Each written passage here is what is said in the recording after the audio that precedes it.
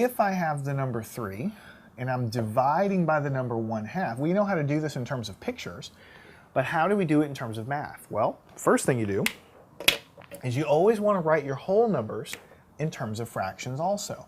And how do you do that? 3 becomes 3 over 1. We've done that many times before when we were multiplying fractions. So we've changed the problem to this fraction divided by this fraction. All right? So how do we then do it? The trick is all division problems that involve fractions, all of them end up becoming multiplication problems. And let me show you how to do that. The way you handle that is anytime you have a fraction divided by another fraction, you just write the first fraction down and you change the division sign, you change it into a multiplication. And then the second thing, you flip it over. So the 1/2 becomes 2 over 1. All right? That's kind of a mind-blowing thing for you to realize, but this is how you're going to solve every one of these division problems. You change the division sign to multiplication and you flip over the second fraction so it becomes 2 over 1. Then it's extremely easy. On the top, you multiply. 3 times 2 is 6. We multiply the numerators. 1 times 1 is 1. Now we have 6 over 1, and you all know that when you have anything over 1, it just becomes the number. So the answer we get for this problem is 6. So again, anytime you're dividing by a fraction, you change it to multiplication, and you flip over that second fraction, and you're done. So all division problems of fractions are going to end up being multiplication problems. You already know how to do those. So what if you have 2 divided by 1/4? Well, again, very, very, very simple. The 2 becomes 2 over 1. We're dividing by 1/4. And then you just keep the first fraction and change this division to multiplication and flip this over. Very easy to do.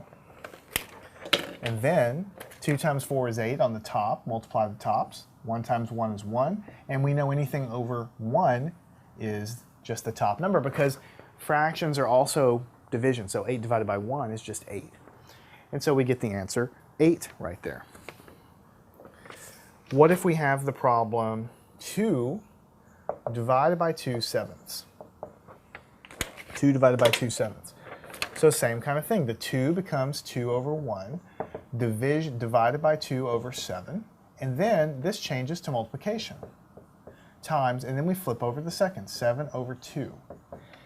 So basically we change it so that we flipped everything over. 2 times 7 gives us 14 on the top. 1 times 2 gives us 2 on the bottom. And then we're ready to circle our answer, but we look at this and say, well, wait a minute, 14 over 2, this is like division. 14 divided by 2 gives us 7. And that is the final answer. Now for the next problem, what if we have 2 divided by 2/5? I know you're probably getting a little bit bored with this, but it's the same kind of thing. The 2 becomes 2 over 1, and we're still dividing by 2 over 5. So in the next step, we keep the first fraction, change this to multiplication, and flip this over, 5/2. Then we multiply the top. 2 times 5 gives us 10, and then on the bottom, 1 times 2 is 2. And then this reduces, 10 divided by 2 reduces to 5. So the answer we get is 5 for that fraction. All right, now let's move over into the other board, and we'll work on some problems that, so far, we've done all this division, and we ended up getting whole numbers all the time. Sometimes you'll get whole numbers in the answer, and sometimes you won't. Let's work one where we do not have a whole number in the answer. What if we have 5 divided by 4/7? How do you do that? Well, it's the same exact thing. The 5 becomes 5 over 1, and we're divided by 4/7. So in the next step, we change the division to multiplication, and this just gets flipped over, 7/4. All right. On the top, 5 times 7 is 35, and on the bottom, 1 times 4 is 4. So that's the final answer. But then when we look at this, we say, wait a minute, this is an improper fraction. How do we convert?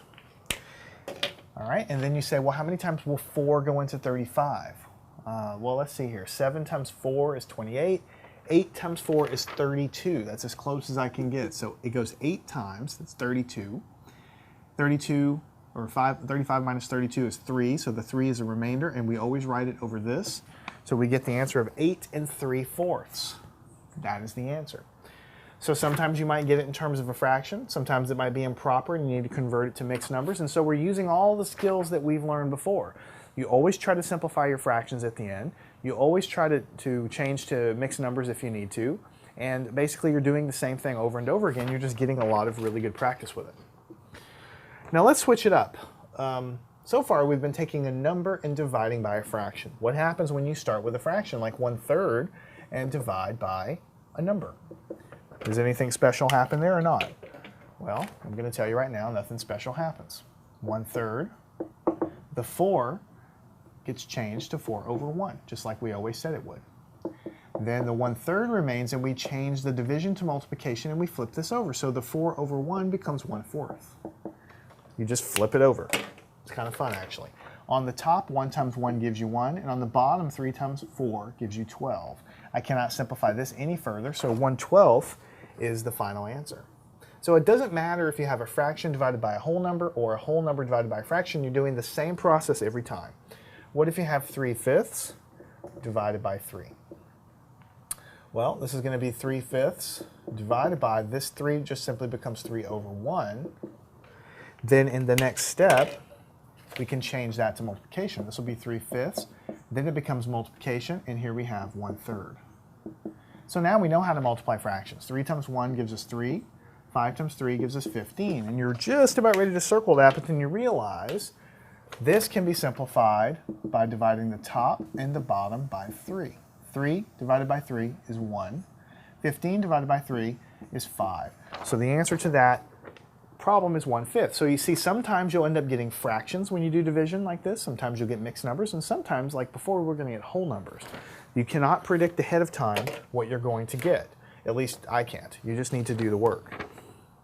Now finally, this will be the last problem. If you have 2/5 divided by 6, then this will be 2/5 divided by, this will become 6/1. All right, and then we'll switch colors to show that all we're doing now is taking 2/5. This becomes multiplication. This fraction just gets flipped over to 1/6.